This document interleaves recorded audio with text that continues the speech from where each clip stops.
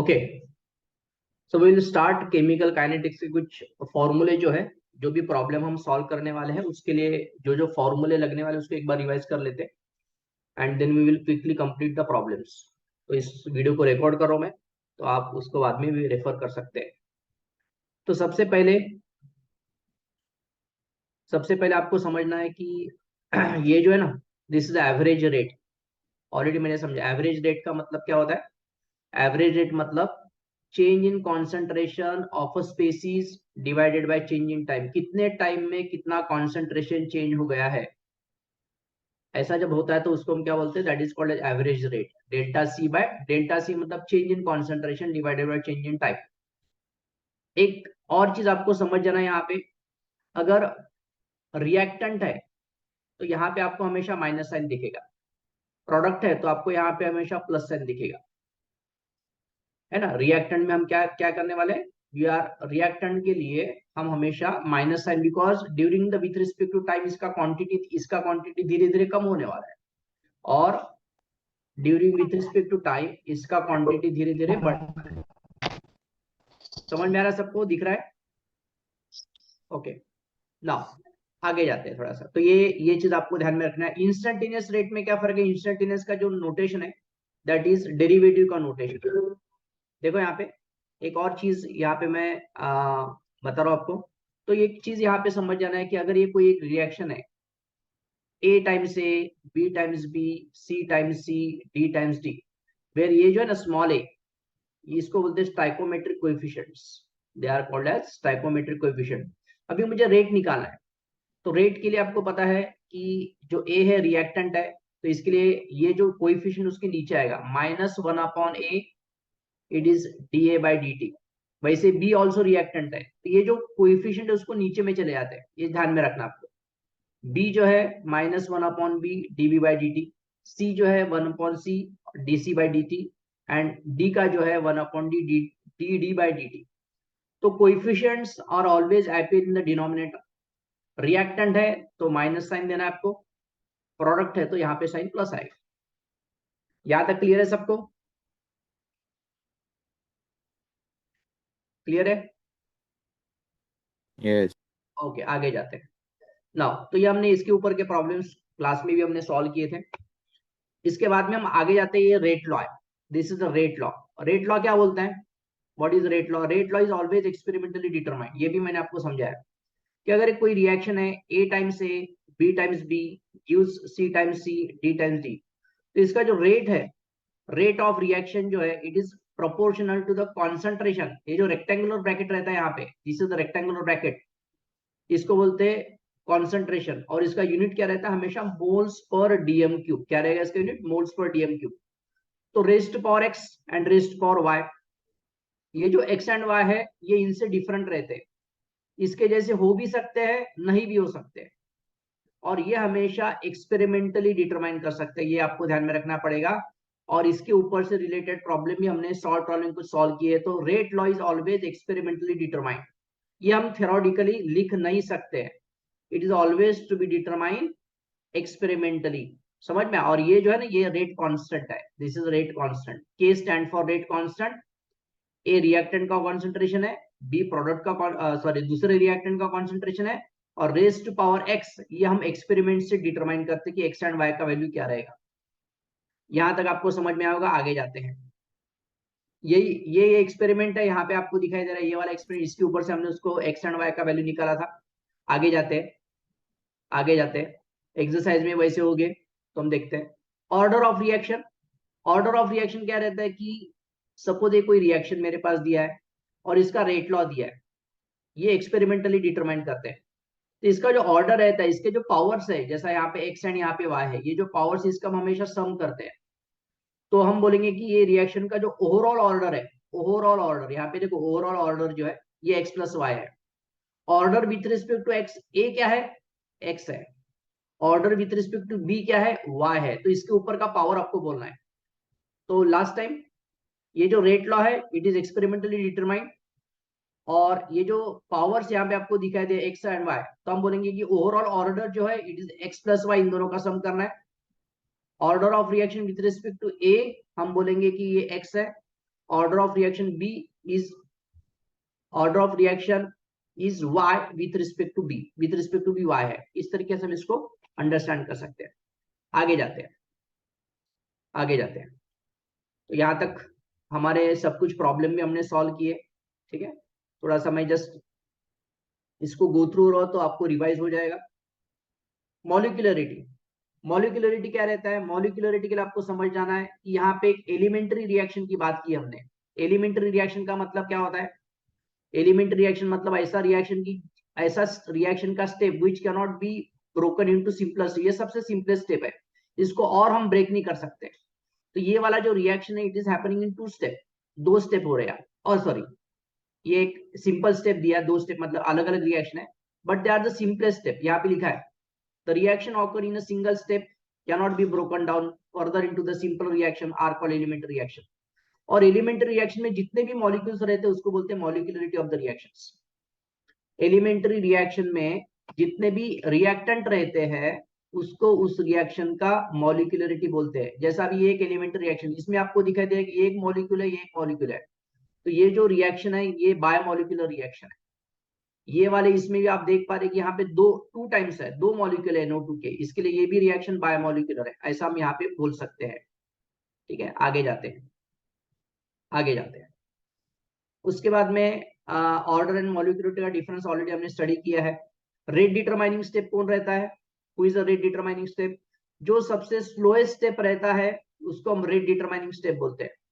Slow, जैसे यहाँ पे दिखाई दे रहा है, देखो ये वाला रिएक्शन जो हो रहा है इसमें ये स्लो स्टेप है।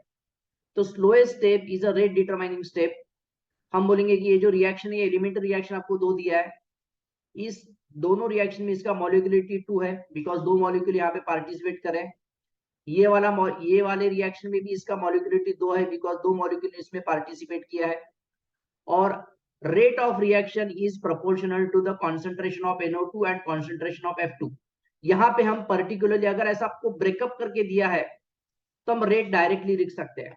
जैसे यहाँ पे लिखा होगा, देखो यहाँ पे रेट डायरेक्टली दिया होगा। रेट ऐसा ऐसा क्यों लिखा है यहाँ पे? वाई वाई उन्होंने रेट ऐसा क्यों लिखा? बिकॉज अगर जनरली हम इसको एक्सपेरिमेंट से ये करते हैं, डिफाइन करते हैं, बट ये since it is a breakup करके हमें दिया है तो जो स्लोएस्ट स्टेप है उससे हम रेट निकाल लिखते हैं। और रेट रेट उसके इक्वेशन में जितने भी रिएक्टेंट रहेंगे वो सभी के सभी यहाँ पे आपको लिखना जरूरी है। तो यही चीज है, हम थ्योरेटिकली लिख सकते हैं, अदरवाइज रेट जो है हमेशा एक्सपेरिमेंटल डिटरमाइन कर सकते हैं। लेकिन यहाँ पे खास बात क्या हो गई, यहाँ पे इन्होंने एलिमेंट्री रिएक्शन लिखा है। एलिमेंट्री रिएक्शन में हम स्लोएस्ट स्टेप देखना है और उसके ऊपर से हम रेट लॉ लिखते हैं, ये हमारा रूल है। तो हमने उसको समझ लिया, इसके ऊपर के हमने प्रॉब्लम भी सॉल्व कर लिया। तो very important problem point of view से अभी आज हम जो लगने वाला है हमें, यहाँ पे आप देख रहे हैं कि ये वाला फॉर्मूला में जरूर लगने वाला है आज। ये वाला फॉर्मूला आप ध्यान में रखो। ये रेडियो एक्टिव जो रिएक्शंस रहते हैं और फर्स्ट ऑर्डर रिएक्शन जो रहते हैं उसका अगर रेट कांस्टेंट निकालना है तो ये वाला फॉर्मूला आपको ध्यान में रखना है, 2.303 upon T log to the base 10 concentration eight A0 upon 80। ये वाला फॉर्मूला आपको हमेशा लगने वाला आज। This is the formula you will required. ये फॉर्मूला इस तरीके से, यहाँ पे log टू द बेस 10 है, यहाँ पे log लैन मतलब log टू द बेस ई। यही फॉर्मूला और ये फॉर्मूला सेम है, दोनों फॉर्मूला सेम है। और ये लॉगरिथमिक फॉर्म है, इसका जो बेस ई है अगर हम ये शिफ्ट करेंगे तो ये भी फॉर्मूला मुझे लगने वाला है। मतलब हम कभी कभी ये वाला फॉर्मूला यूज करेंगे ज्यादा करके, कभी कभी ये वाला फॉर्मूला भी यूज करेंगे, और ये सभी फॉर्मूले एक दूसरे में इंटर कन्वर्टिबल है, ये आपको यहाँ पे समझ जाना है। आगे जाते हैं। तो ये फर्स्ट ये वाला फॉर्मूला आपको ध्यान में रखना है, k इज इक्वल टू 2.303। ये मैं यूज करने वाला हूँ बार बार। ठीक है, तो एक काम करते हैं, जिसको मुझे यूज करना है इसको मैं ले लेता हूँ अपने पेज के ऊपर, तो आपको ठीक है ये वाला एक फॉर्मूला मुझे लगने वाला है। उसके बाद में मुझे ये वाला भी फॉर्मूला लगने वाला है, सो दैट आपको कोई कंफ्यूजन नहीं रहेगा। ये वाला फॉर्मूला भी लगने वाला है मुझे। ठीक है, दूसरे बाद में ये वाला भी फॉर्मूला लगने वाला है। तो जब ये सभी के सभी फॉर्मूले आपके पास एक साथ रहेंगे कि हम कौन कौन सा यूज करने वाले, ये दोनों फॉर्मूले एक जैसे ही है। ठीक है, तो देखो ये वाला फॉर्मूला लगने वाला है। ठीक है, एक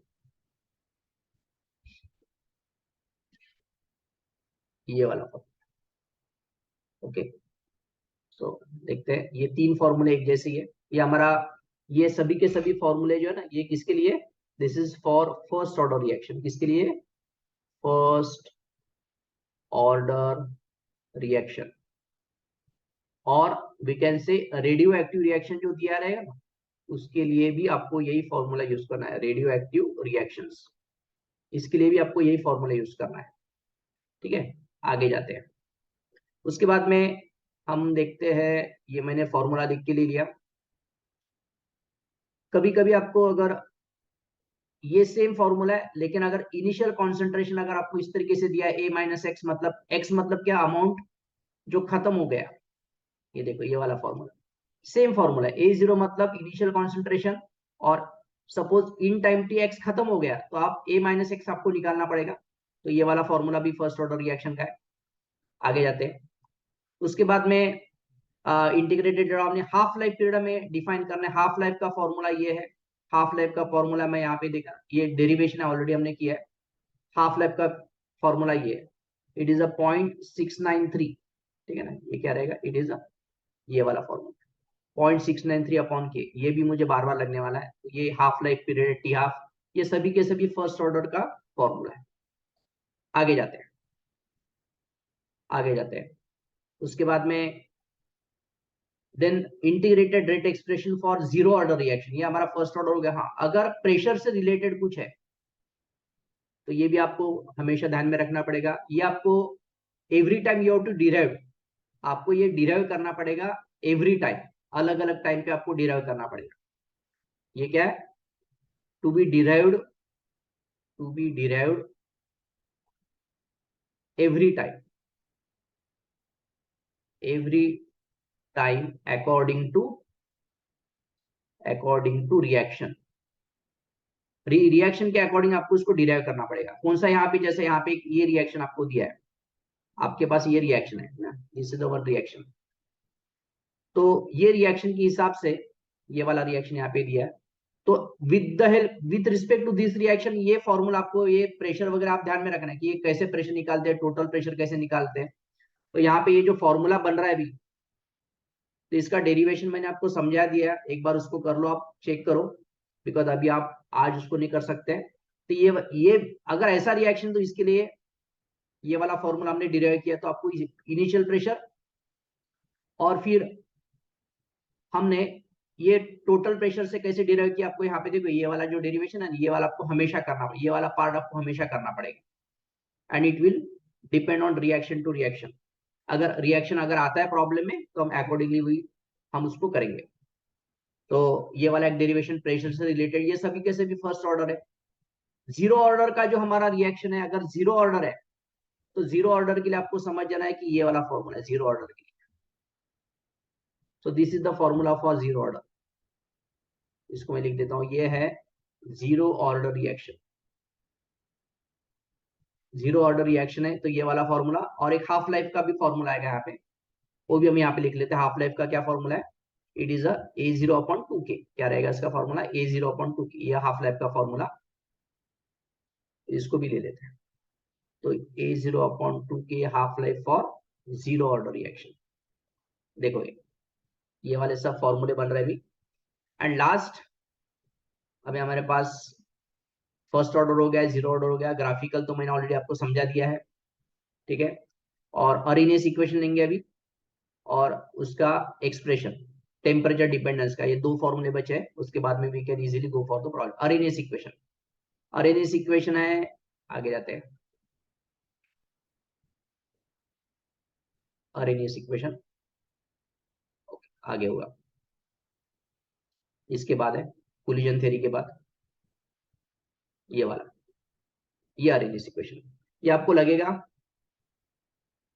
अरेनियस इक्वेशन है, ये आपको लगने वाला है अरेनियस इक्वेशन, इक्वेशन।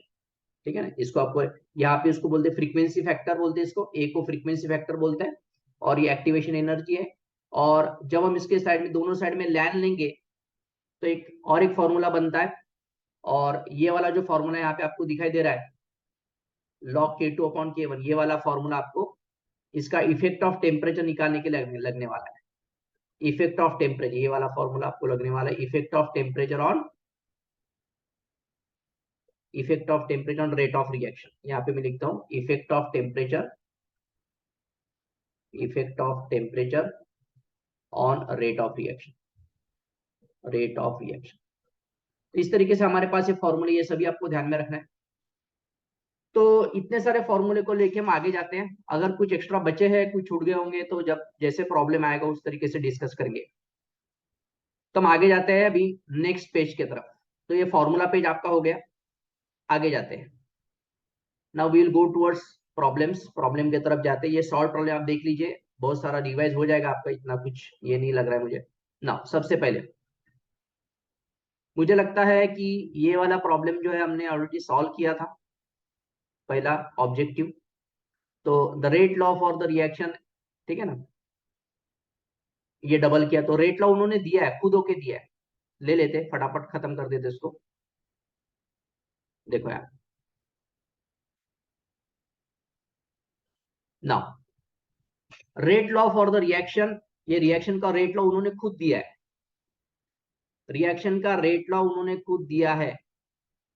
अगर खुद दिया है तो हम कुछ नहीं कर सकते, प्रैक्टिकली उन्होंने ऑलरेडी डिटरमाइन किया है। The concentration of A and B are if the rate of the reaction is double. Rate of reaction कब डबल हो जाएगा, तो मैंने रेट का फॉर्मूला यहाँ पे लिखता हूँ, रेट इज इक्वल टू के।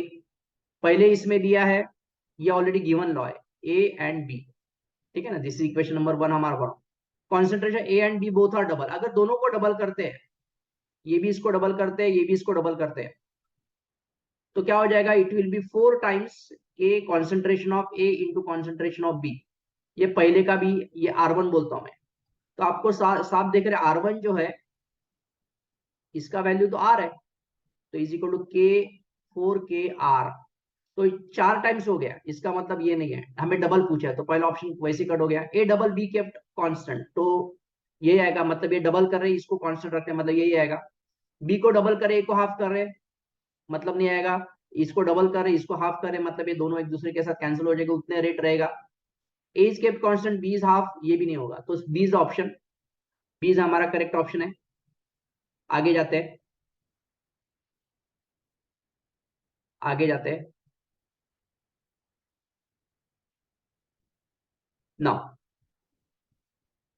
उन्होंने क्या बोला अभी यहाँ पे, इनका कहना है कि the order of the reaction for which the unit of rate constant is moles पर डीएम क्यूब पर सेकंड। बहुत ध्यान से दो, अभी इसको मैं समझा रहा हूँ बिकॉज ये बहुत इंपॉर्टेंट है। हमारे पास पता है, देखो रेट का फॉर्मूला क्या है, rate is equal to concentration of A K into concentration of ए।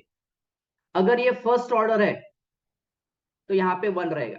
देखो इसका यूनिट क्या रहेगा, what is unit of this, इसका यूनिट रहता है मोल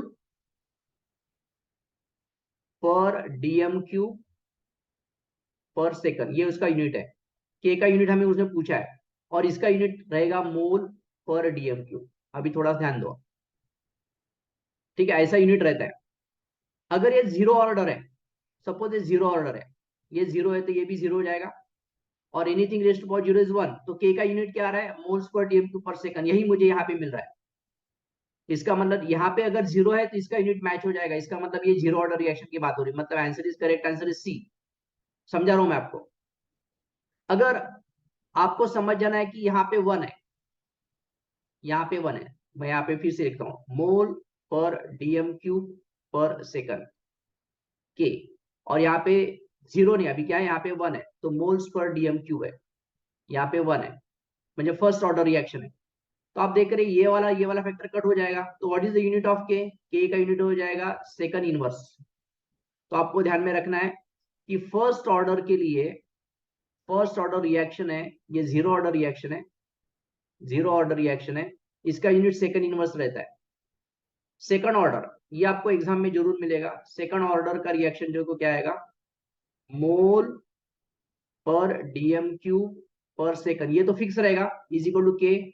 सेकंड ऑर्डर के लिए ये क्या रहेगा, मोल पर डीएम क्यूब का स्क्वायर रहेगा, यहाँ पे स्क्वायर रहेगा। तो अगर ये स्क्वायर है स्क्वायर है तो हम क्या देखेंगे, यहाँ पे क्या हो जाएगा, इधर का 1 मोल और इधर का 1 कट हो जाएगा। अब इधर का के का यूनिट क्या आएगा, के का यूनिट आएगा, ये जाएगा इधर, डीएम क्यूब जाएगा ऊपर, डीएम क्यूब जाएगा ऊपर, मोल रहेगा नीचे और सेकंड भी रहेगा नीचे, तो इसका यूनिट ये हो जाएगा, इसका यूनिट क्या हो जाएगा, ये हो जाएगा। और लिखने के लिए कैसा लिखते हैं, mole per dm cube raise to power -1 second raise to power -1, this is the unit of K for second order. तो के का यूनिट आपको हमेशा चेंज होता रहा है। यहाँ पे के का यूनिट यही है, मोल्स पर डीएम क्यूब पर सेकंड। यहाँ पे के का यूनिट सेकंड इनवर्स है। यहाँ पे के कांस्टेंट का यूनिट है मोल पर डीएम क्यूब का minus and second raise to power minus. तो आई होप ये समझ में आएगा। It is a very important question. Clear है, आगे जाए।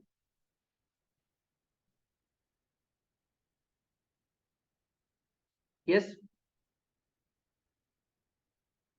आगे जाए। Yes sir, yes. ओके, तो आगे जाते हैं अभी।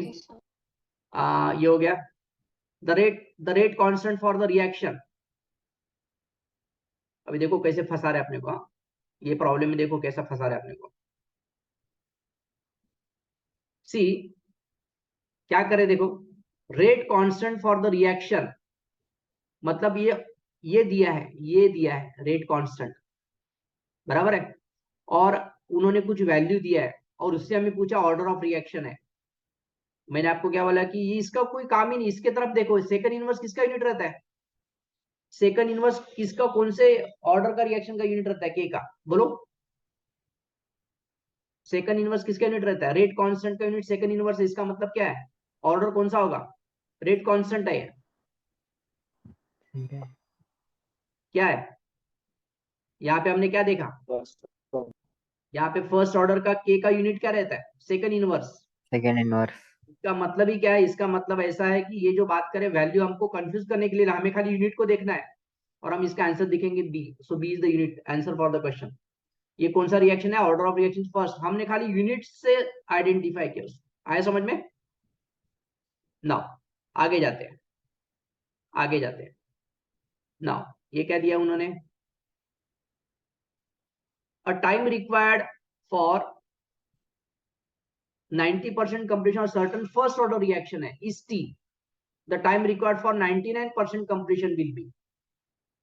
देखो यहाँ पे, तो हमें पता है फर्स्ट ऑर्डर के लिए फॉर्मूला हमारे पास क्या है, k is equal to 2.303 upon T log to the base 10 concentration A0 upon 80, ये हमारे पास बेसिक फॉर्मूला है।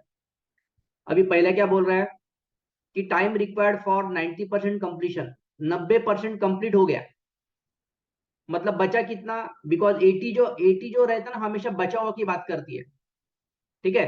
तो पहला एक्सपेरिमेंट है, for first experiment, first experiment के लिए हम बात करेंगे, के का वैल्यू तो वही रहेगा 2.303 अपॉन टी, ठीक है। और यहाँ पे टाइम दिया है टी उन्होंने, log to the base 10, concentration of initial concentration A0 रहेगा, और 90% कंप्लीट हो गया, मतलब बचा कितना, 0.1, 10 बचेगा। देखो 90% कंप्लीट हो गया, 90% कंप्लीट हो गया, मतलब बचा कितना, 10%। 10% मतलब कितना, 0.1, 10/100, तो 0.1A0 लिया मैंने, पहला एक्सपेरिमेंट। दूसरा एक्सपेरिमेंट के इज इक्वल टू 2.303, ये मुझे टाइम निकालना है, ये टाइम में टी डैश करता हूँ इसको, T dash log to the base 10। अभी कितना कितना कंप्लीट हो गया, 9.99% कंप्लीशन, मतलब बचा कितना अभी, इतना इतना 0.999, तो बचा कितना अभी, कैन यू टेल मी, 1 में से माइनस करो, बिकॉज 1 तो हमारी इनिशियल क्वांटिटी था, तो कितना होगा ये, 0.001 बचा। तो यहाँ पे क्या लेता हूं मैं, 0.001A0। तो इसको डिवाइड कर दे, इसको डिवाइड कर दे दोनों इक्वेशन को, के हो जाएगा कैंसल, ये हो जाएगा कैंसल। अभी क्या क्या बचा है देखते हैं, अभी क्या क्या बचा देखते हैं। हमारे पास यहाँ पे 1 है, यहाँ पे 1/t है, log टू द बेस 10 है, A0 अपॉन 0.1A0 है, यहाँ पे 1/t डैश है, log to the base 10 A0 upon 0.001A0, ऐसा है, ठीक है। इसको सॉल्व करते हैं।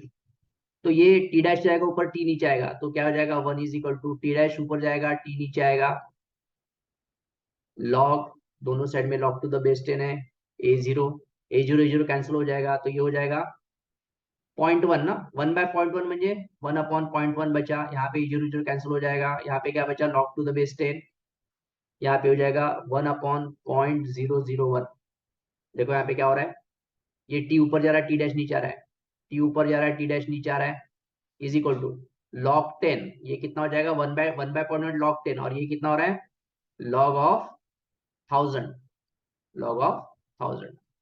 तो T upon T dash is equal to log 10 upon log of 10 cube, 10 cube सामने आएगा, T upon T dash is equal to log of 10 upon 3 log 10, तो ये दोनों कैंसिल हो जाएंगे, लॉग 10 लॉग 10, तो हमें टी डैश जो मिल रहा है 3t is equal to T dash, तो जो टाइम हो जाएगा इट विल बी 3t, तो कंप्लीशन कितने के लिए आंसर क्या रहेगा, डी आंसर रहेगा, that is answer for the question.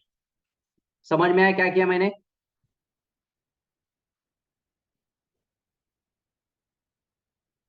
Yes, समझा क्या नहीं? ओके, आगे जाते हैं नाउ। तो हमने ये वाला एक प्रॉब्लम सॉल्व किया, ऑब्जेक्टिव वाला। The slope of first order reaction, already graphical question मैंने आंसर किया है, इसको आप चेक करो। What is the half life of first order reaction if the time required to decrease the concentration from 8 molarity to 2 molarity in 12 hours?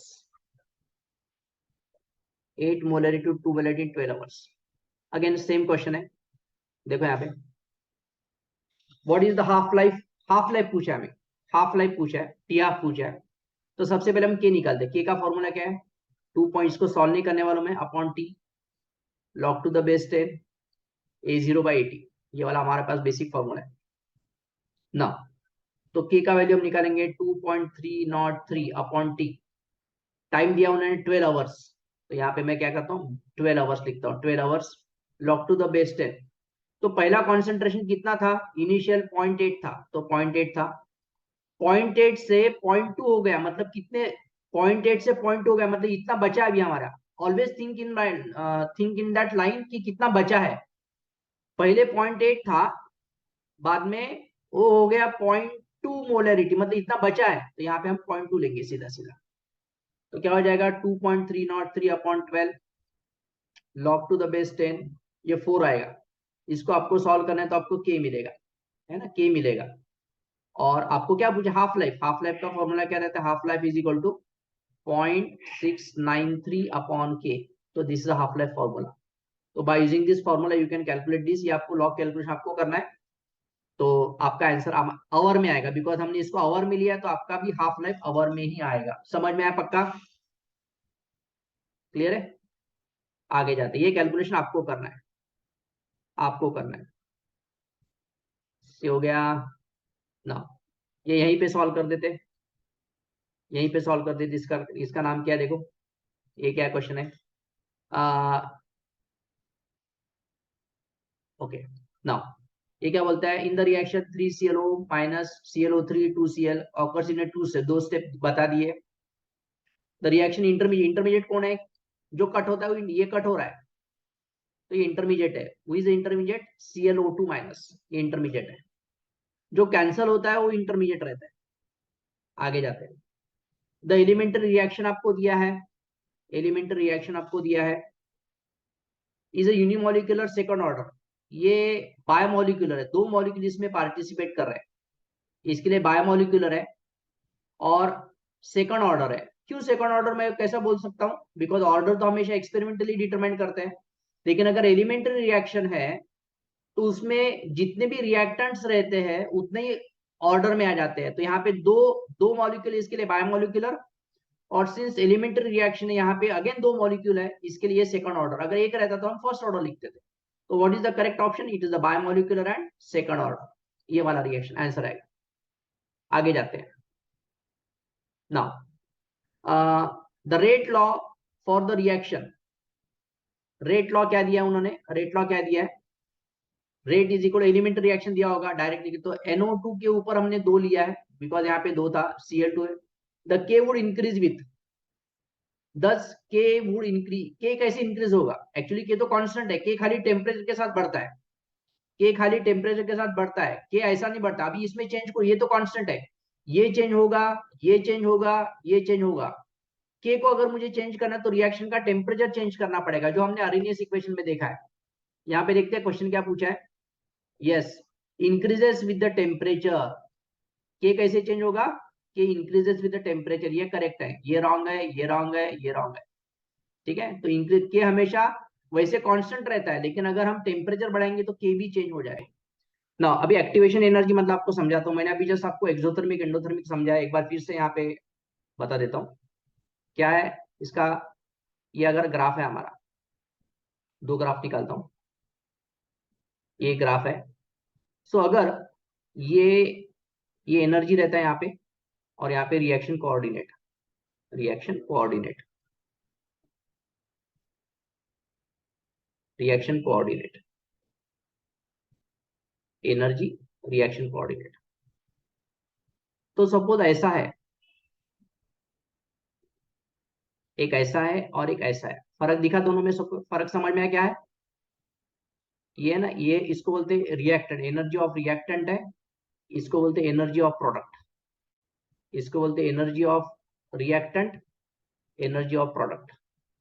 यहाँ पे आपको साफ दिखाई दे रहा है, ये ऊपर में नीचे में, इसका मतलब ये वाले केस में एनर्जी ऑफ रिएक्टेंट जो है बड़ा है एनर्जी ऑफ प्रोडक्ट से, यहाँ पे एनर्जी ऑफ रिएक्टेंट जो है लेस है एनर्जी ऑफ प्रोडक्ट से। जब एनर्जी ऑफ रिएक्टेंट ज्यादा रहता है तो कैसा रहता है? Reactant gives product plus energy, ये बैलेंस बैलेंस बैलेंस रहता है। बिकॉज इसके पास एनर्जी ज्यादा है तो प्रोडक्ट भी देगा प्लस एनर्जी भी देगा।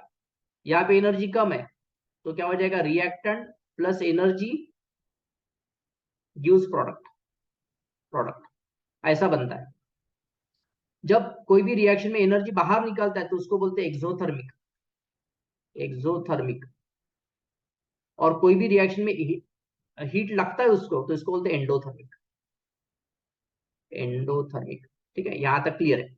अभी एक्टिवेशन एनर्जी क्या रहता है? ये जो जो भी एनर्जी ऑफ रिएक्टेंट रहता है, जो भी एनर्जी ऑफ रिएक्टेंट रहता है, और यहाँ का जो एनर्जी टॉप मोस्ट का एनर्जी, इसको बोलते हैं activation energy. This is called as activation energy, energy. और यहाँ पे यहाँ का रिएक्टेंट है और ये वाला जो एनर्जी, इसको एक्टिवेशन एनर्जी बोले हम। इसको बोलेंगे डेल्टा E1 बोलेंगे हम, डेल्टा ई, और we can say delta E for delta E1 delta E2 ऐसा बोलेंगे। तो what is activation energy? Activation energy is the difference between the highest energy level of transition state minus energy of reactive, इसमें का जो gap रहता है उसको activation energy बोलते हैं। अभी हम जाते हैं प्रॉब्लम की तरफ। अभी उन्होंने क्या बोला कि फॉरवर्ड रिएक्शन एंडोथर्मिक है, मतलब फॉरवर्ड रिएक्शन ये वाला है। अगर फॉरवर्ड रिएक्शन एंडोथर्मिक है तो बैकवर्ड रिएक्शन हमेशा एक्सोथर्मिक रहेगा, ये फॉरवर्ड रिएक्शन होगा। अगर ये वाला रिएक्शन एंडोथर्मिक है तो ये वाला रिएक्शन एक्सोथर्मिक रहेगा। बराबर है? आप देख पा रहे, अगर ऐसा रिएक्शन एंडोथर्मिक है तो प्रोडक्ट बनेगा रिएक्टेंट प्लस, ये उल्टा बनेगा तो यहाँ पे एनर्जी बाहर निकलेगा तो ये एक्सोथर्मिक रहेगा। अभी हम बोले अगर एंडोथर्मिक में आप देख पा रहे हैं, ये एंडोथर्मिक मतलब पहला रिएक्शन एंडोथर्मिक वाली इसकी बात हो रही है। तो आप मुझे बताओ कि ये वाला एनर्जी ज्यादा है कि ये वाला एनर्जी ज्यादा है? कौन सा एनर्जी ज्यादा है? डेल्टा E2 ज्यादा है कि डेल्टा E1 ज्यादा है? Can you tell me? Delta E2 ज्यादा है कि डेल्टा E1 ज्यादा है? ये दोनों दोनों ग्राफ एक ही रिएक्शन के है, लेकिन यहाँ पे उल्टा हो रहा है। इसमें भी कौन ज्यादा है? यहाँ पे आप साफ देख रहे हैं कि ये तो हाईएस्ट पिक दोनों का सेम है, लेकिन ये यहां तक आ रहा है, ये यहां तक आ रहा है, नीचे तक आ रहा है। इसका मतलब कौन सा एनर्जी समझ में आए? Energy of reactant, energy of product कैसे मिलते हैं यहाँ, ये समझ में। इसको एक्सोथर्मिक क्यों बोलते हैं? इसको हम क्लास में डिस्कस Yes. करते हैं, जाने हाँ क्लास में। हाँ टाइम ले सर। रहा है, बहुत टाइम ले रहा है, उससे प्रॉब्लम है, क्लास में डिस्कस करते हैं। यस आएगा ना पहला या नहीं आएगा? हम लिखते थे ना ऐसा, क्या रिएक्शन है, रेट ऑफ रिएक्शन क्या रहेगा? रेट ऑफ रिएक्शन जो है इज इक्वल टू, बोलो, ये आपका रिएक्टेंट है तो माइनस dN2 अपॉन dt। दूसरा 3 है, 1/3 माइनस आएगा dH2/dt। और ये प्लस आएगा 1/2 dt ऑफ NH3। समझ में आया? ये हो गया आंसर हमारा। आगे जाते हैं। देन सेकंड बोलो। यहाँ पे उन्होंने बोला है, यहाँ पे क्या बोला है उन्होंने, for the reaction CH3Br aqueous OH, rate law दिया उन्होंने खुद होके। How does the rate of reaction changes if the OH is decrease by the factor 5। तो रेट हमें दिया है, rate is equal to K times CH3Br and OH minus, तीसरी equation number 1। Rate changes R dash लेता हूं मैं, R1 लेता हूं, K किसको चेंज किया, decreases by factor 5, OH minus को फैक्टर, ये तो वैसे के रखा वैसे रखा, और इसको डिक्रीज किया बाय 5, मतलब OH बाय 5 किया उसने।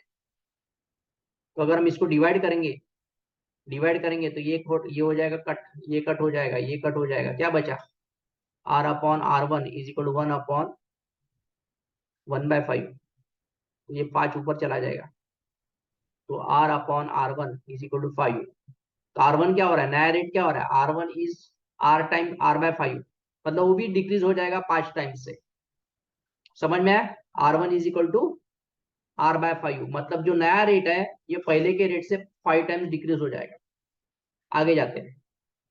What is the change in rate if the concentration of both reaction double, दोनों को डबल किया। ये हमारा पहला फॉर्मूला था, मैं R2 लिखता हूं अभी, R2 इज इक्वल टू, इसको भी डबल किया, CH3Br को भी डबल किया, इसको भी डबल किया, तो इसको भी डबल किया, तो क्या आएगा, 4 टाइम्स के CH3Br एंड OH माइनस, ऐसा आया। तो ये जो R2 है, R2 है, ये किसका वैल्यू है, R का वैल्यू है, तो 4 टाइम्स R हो जाएगा। तो जो नया रेट है इस केस में ये 4 टाइम्स R हो जाएगा, और पहले वाले केस में R/5 टाइम्स हो जाएगा। समझ में आया? क्लियर है? हाँ सर। जाते आगे जाते हैं। What is the relationship between the coefficient of reactant balance and overall reaction, ये अभी थ्योरेटिकल है। प्रॉब्लम कहाँ पे है, ये वाला लेते हैं।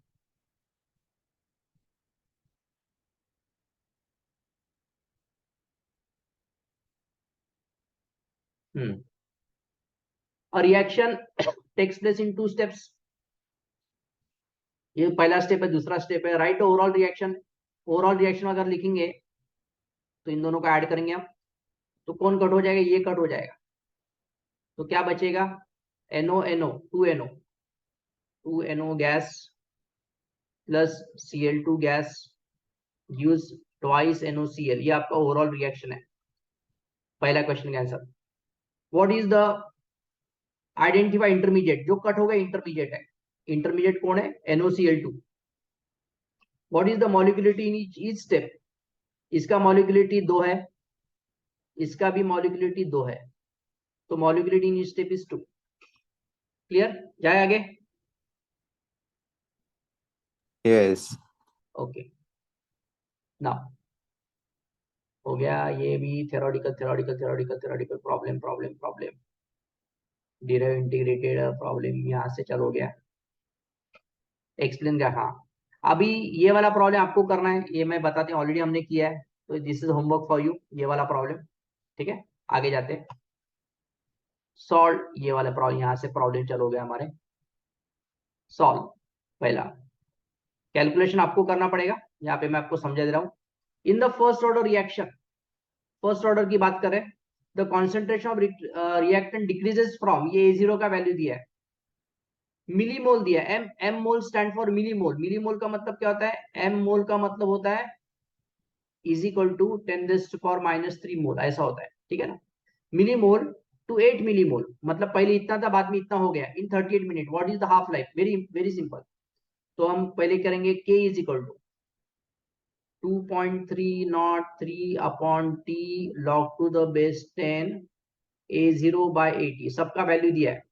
K का वैल्यू देखो पहले 2.303, यहाँ पे T का वैल्यू मेरे को दिया है 38 minutes, log to the base 10, पहले इतना था अगर दोनों का यूनिट सेम है तो मुझे कुछ करने का जरूरत नहीं है, बिकॉज दोनों करेंगे तो कैंसिल हो जाएगा। तो यहाँ पे हम सीधा सीधा ऐसे लिखेंगे 20/8, बिकॉज ये इनिशियल कॉन्सेंट्रेशन था, ये बचा हुआ कॉन्सेंट्रेशन है। 2 बोला उन्होंने, 2। 2 और बाय में फर्क है। चेंज बाय मतलब हम 8 से कम हो गया, अभी यहाँ पे इतना रह गया, मतलब ये 8 इसका वैल्यू है। अभी इसको आपको सॉल्व करना पड़ेगा, I will not solve it, ये पूरा आपको पता है, ये पूरा सॉल्व करेंगे आप। और ये सॉल्व करने के बाद मुझे हाफ लाइफ निकालना है, तो T half is equal to क्या रहेगा, 0.693 अपॉन के। तो ये जो के का वैल्यू यहाँ पे पुटअप कर दो, टी हाफ निकालो, दैट इज योर जॉब। समझ में आया? हाँ सर। यस। आगे जाते हैं, ये आपको आपको करना पड़ेगा, ठीक है। नेक्स्ट,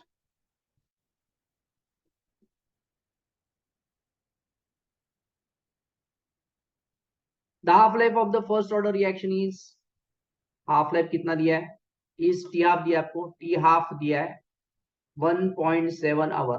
तो टी हाफ दिया तो हम के निकाल सकते, K is equal to 0.693 upon T half. तो आपको ये निकालना पड़ेगा 693 अपॉन 1.7 आवर, ये आपको करना है, ये बॉक्स आएगा। How long will it take for 20% of reactant to react. 20% react होना चाहिए, मतलब बचे कितना, बचा कितना, इनिशियल A0 है, 20% रिएक्ट होना तो बचा कितना चाहिए, 80 कितना चाहिए, 80। 0.8 A0 चाहिए, 80% बचना चाहिए। 20% रिएक्ट होना चाहिए, मतलब 80% बचना चाहिए। तो हमारे पास ये वाला डाटा आ गया। तो हम यहाँ पे करेंगे, हमें टाइम पूछा है, t is equal to 2.303 upon K log to the base 10 A0/80, ये हमारे पास फॉर्मूला है। अभी हमारे पास 2.303 है, के का वैल्यू है, बॉक्स मेरे पास है यहाँ पे, के का वैल्यू मैं यहाँ पे बॉक्स रखने वाला हूँ, ये वाला बॉक्स इधर, log to the base 10 A0 मेरे पास है, A0, और ये मेरे पास है 0.8 A0। तो आप देख रहे हैं कि ये कैंसिल हो रहा है, तो टाइम कैसे निकालेंगे, टाइम इज इक्वल टू 2.303, ये बॉक्स आपको वैल्यू पुटअप करना पड़ेगा, लॉग टू द बेस 10, और ये हो जाएगा 10/8। इसको आपको सॉल्व करना है, 10/8 मतलब जो भी आएगा उसको सॉल्व करना है, तो आपको टाइम मिलेगा। सॉल्व कर पाएंगे? यस। ओके, तो यू कैन सॉल्व दिस। 10/8 का लॉग निकालो, और उसको लॉग का वैल्यू वैसे आपको रखना है, उसको कुछ सॉल्व नहीं करना है। एक प्रॉब्लम मैं आपके लिए सॉल्व कर लेता, आपके पास लॉग टेबल है अभी, आप इमीडिएट आपके पास है, ये कितना हो जाएगा, हाँ हाँ उसका वैल्यू मुझे बता दो, मैं 2 मिनट में आपको बता देता हूँ। ये हो जाएगा 4, 2 4 जा, ये 5 जा, तो ये कितना आ रहा है, 1.25 हो रहा है ना।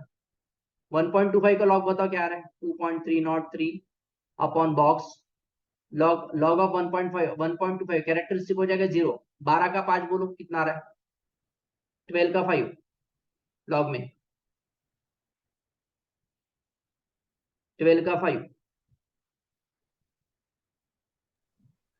0969।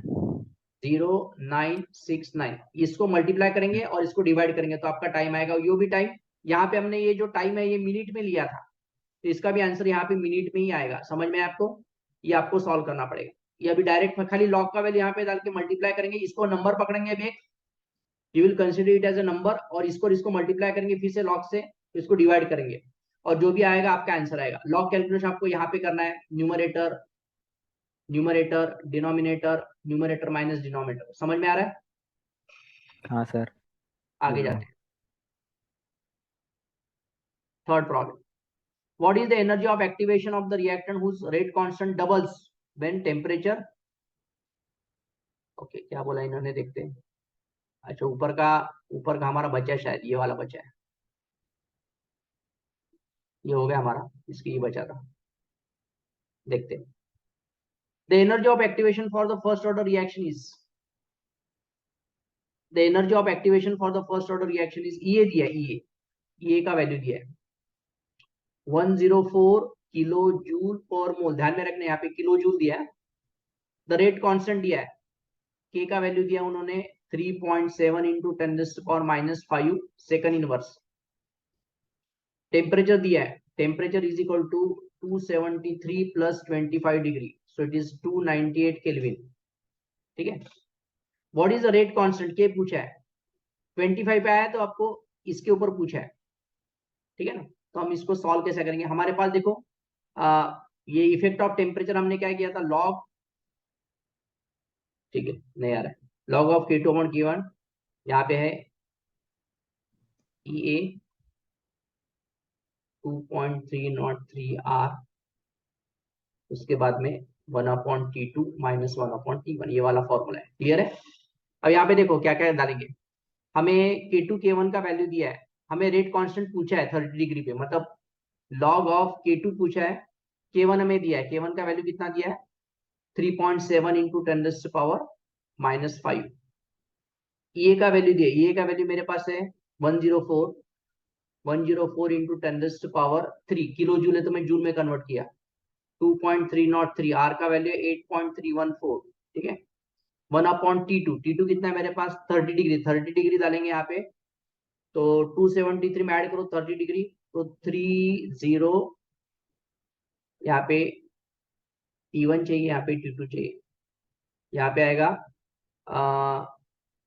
T1 माइनस T2, तो ऊपर आएगा 25, मतलब 298 आएगा, 298 माइनस 1/303। इसको आपको सॉल्व करना पड़ेगा, इसको कैसे सॉल्व करेंगे, इसको आपको लॉग टेबल से सॉल्व करना पड़ेगा, ये वाला पूरा क्या पूरा लॉग टेबल से सॉल्व करना पड़ेगा, बिकॉज यहाँ पे सब नंबर है, तो यहाँ पे कोई तो भी नंबर आएगा, एक नंबर आएगा, सिंपल नंबर आएगा, इसको सॉल्व करने के बाद फिर हम क्या करेंगे, हमारे पास ऐसा बचा लॉग ऑफ K2 3.7 इंटू 10⁻⁻5, फिर हम क्या करेंगे एंटी लॉग लेंगे, क्या लेंगे एंटी लॉग, फिर क्या हो जाएगा K2 upon 3.7 into 10⁻⁻5 anti log of ये बॉक्स का एंटी लॉग लेना पड़ेगा, और एंटी लॉग लेने के बाद ये जो हम इसको सॉल्व करेंगे तो एक कुछ नंबर आएगा हमारे पास, फिर से एक नंबर आएगा, ये नंबर आएगा K अपॉन 3.7 इंटू 10⁻⁻5, और फिर ये इधर क्रॉस मल्टीप्लाई करेंगे तो K का वैल्यू क्या आएगा, रेड बॉक्स इंटू क्या आएगा, इट विल बी 3.7 इंटू 10⁻⁻5 आएगा। समझ में आया, Yes. ये वाला जो टॉपिक है ना, ये वाला आपको पूरा सॉल्व करना पड़ेगा, ये वाला यहाँ पे पूरा आपको सॉल्व करना पड़ेगा, डन, ठीक है। हाँ सर। आगे जाते हैं, आगे जाते हैं।